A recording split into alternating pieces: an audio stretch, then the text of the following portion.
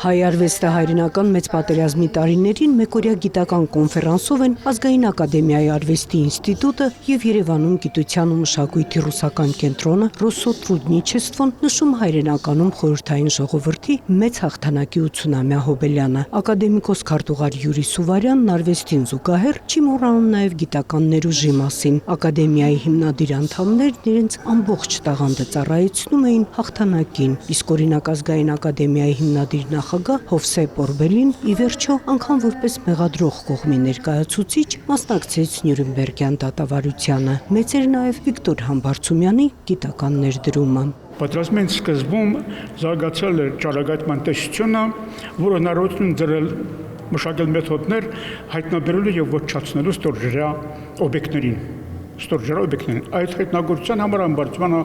արժանացել է 46 թվականին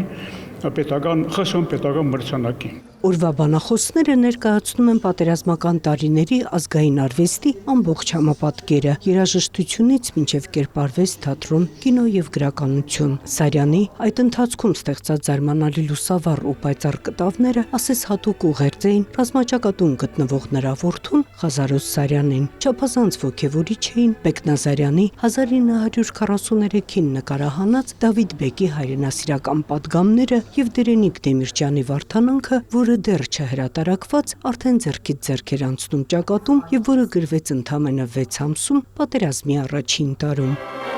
Եվ իհարկե հայ երաժշտարվեստի գլուխգործոցները, որ ստեղծվեցին հենց այդ ընթացքում։ Արվեստի ինստիտուտի տնօրենն առանձնացնում է հատկապես Խաչատրյանի երկրորդ Զանգերով սիմֆոնիան եւ Սաթյանի Մարտիկի երգը։ Ստեղծվելով 1943 թվականին պատերազմի այն թեր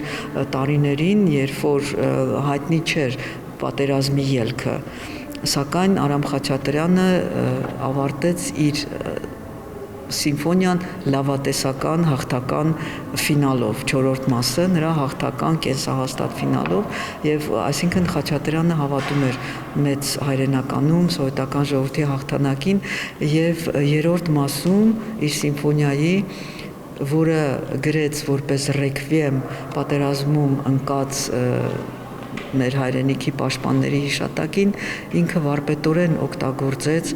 Որսկան աղբեր ժողովրդական երգի մեղեդի։ Երկրորդ աշխարհամարտին կես միլիոնից ավելի հայ է մասնակցել։ Շարքային հայ զինվորների ամենօրյա սխրանքներին զուգահեռ հայրենականում կռվում էին 68 հայ գեներալներ, ավիացիայի 1 մարշալ, 1 ադմիրալ եւ մարշալներ Բաբաջանյանն ու Բաղրամյանը, ու այսօր անուրանալի է նրանց ավանդը հաղթանակի գործում։ Мы все знаем о ратных подвигах армян. Բոլորս գիտենք հայերի մարտական սխրանքների մասին, հայ գեներալների, մարշալների, ԽՍՀՄ հերոսների մասին, բայց հաճախ մոռանում ենք հայ մտավորականների, արվեստի գործիչների ներդրումը մեծ հաղթանակում։ Օրինակ, ես այսօր իմացա, որ Արամ Խաչատրյանը ԽՍՀՄ կոմպոզիտորների միության էվակուացիոն հանձնաժողովի ղեկավարն էր, այսինքն թողել էր իր հանճարեղ երաժշտությունը եւ զբաղվում էր տարհանմամբ։ Նման օրինակները անհամար են եւ այս ամենը պետք է գիտականորեն ուսումնասիրվի, եւ սա երբեք չպետք է մոռացվի։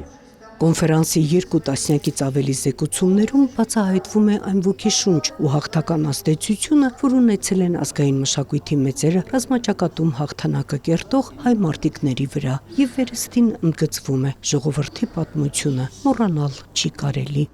Նոնե Ալեքսանյան, Հովհաննես Քյուրքչյան, լուրեր։